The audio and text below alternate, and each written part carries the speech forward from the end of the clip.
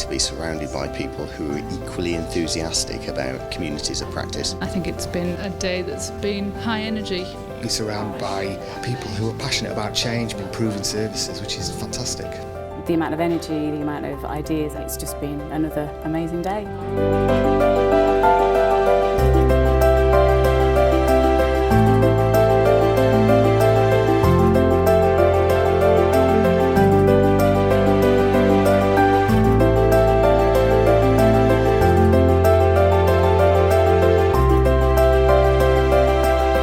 I think what we've seen is the communities of practice are evolving now and gradually beginning to establish themselves and become more mature.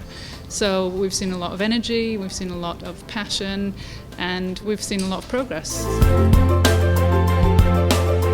I think today's gone really well. I'm always amazed about the amount of people that turn up, that take time off work, that turn up in their own time, that are probably going to be working this weekend because they've squeezed their work so that they could come.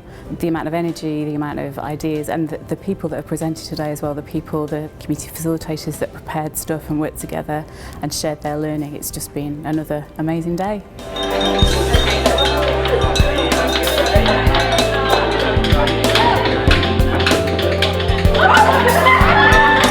This kind of method of working is quite different from the traditional ways of working within the NHS. So we're asking people to come together as peers, we're asking them to work together across organisational boundaries, and a lot of what they're doing is because they're really passionate about the particular issue that they're working on. What I found really great was the communities that are now really actively seeking to involve service users, patients, carers, taking it from a real service user perspective. I think that's hugely satisfying. It really shows that people are understanding the way that we're approaching this and the potential value of this way of working. The principle of the community of practice is that the tension between newcomers and old-timers.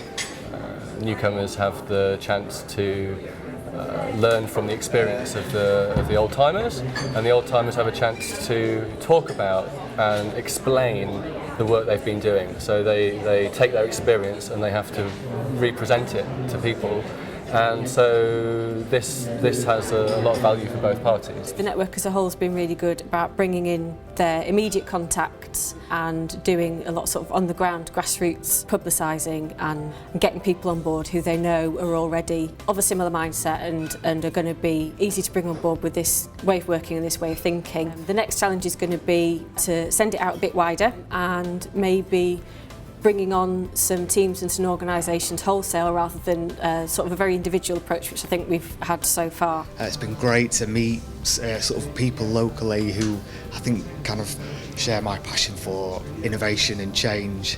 It also made me think about what communities of practice that I'm already involved in and didn't really realise I was in a community of practice, which I think is actually happening. So again, I've learned a lot from that, and I'll take that back to our team and share that practice with them. The co-creation network, as an example, and other communities of practice benefit patients because they provide a forum for introduction of new ideas which are often very concrete and very practical and things that people can put into action and show quite easily that they are a result of this kind of work, this kind of networking. But we're missing a trick if we don't give ourselves that space to really think the solutions through, to have that collective knowledge pooled into one place of activists who really want to see change happen.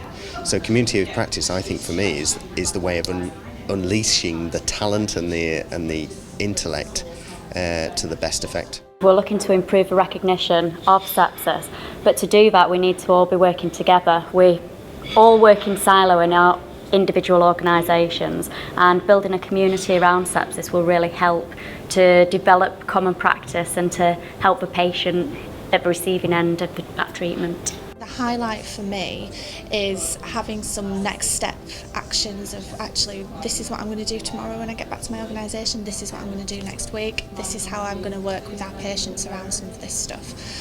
So that's the highlights for me, is that I've got some concrete objectives to take away with me. By learning from each other and seeing what other teams are doing and how we can help each other, I think the benefit ultimately is for the patient. That's why we are here, trying to find a better way of working, a safer way of working, and making the work we do better by improving it, by learning from other teams around the regions, different departments, different sectors. I met today people I never knew they existed, and they are very close in the type of work they do to what I'm doing. Having seen this group of people grow from October and overcoming all sorts of challenges in terms of time, resources, but they're still here and they've done some amazing things, I think they're unstoppable.